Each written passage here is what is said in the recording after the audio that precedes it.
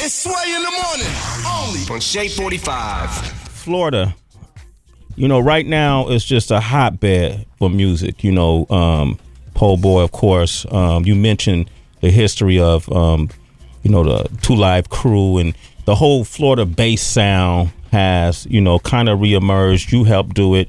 Pitbull has helped to do it as well. Then you also got like Rick Ross and MMG and all these guys coming out that way. You can't forget like the Trick Daddies and the Trinas and, but I don't think Florida, when you look at the big scheme of things, when you talk about history and hip hop and rap music, gets the props that I don't think people realize the significance of what the Florida sound did for the music. You hear about West Coast sound with Dr. Dre and Death Row, and of course New York, and then people talking about the Dirty South, whether it's Atlanta or Houston, but you don't hear about Florida right much. Would you I agree? feel the same way, for the most part. And then a lot of times I look back at it like me and Pitbull, we was over in, I think we was in London, and he was across the table from me, and he was just like, man, Flo, I had to get up and come and commend you and myself in the most humble way, because me, you, and Rick Ross is from Miami, and that's unheard of. All of us seen each other grind,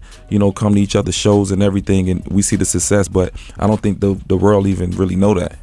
Who were some of like the early pioneers that you remember coming up in Florida? Of course, Uncle Luke, but who are some of the other early pioneers? I remember Afro Rican. Yeah. Who are some of the significant milestone artists and moments that's happened in Florida? For the most part, I was always a big fan of the Poison Clan. JC. Wow. Man, wow. Okay. Yeah, wow. And then right now, you get home much, or how often are you home? I'm never really home. Yo, it's a lot of stunting in this conversation, Wonder, and I just feel like we're missing our cues right now.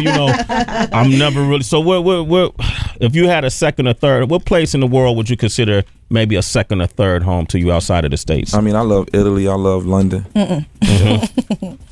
Yeah, Tahiri's over here shivering like I'm getting chills off that stunting right there. All right, just laughing. Did you ever find like the language barrier? Like when you travel and you have a language barrier, did you get culture shock when you first start traveling?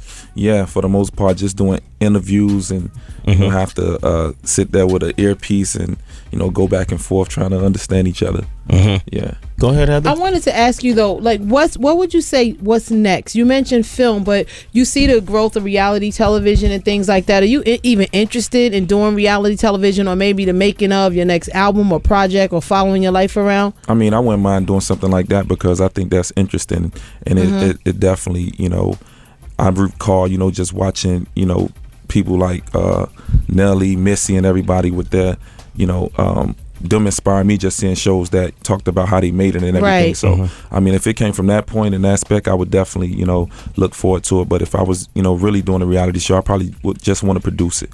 You wouldn't want to be featured in it? Not really. Smart man. It's Sway in the morning, only on Shea 45.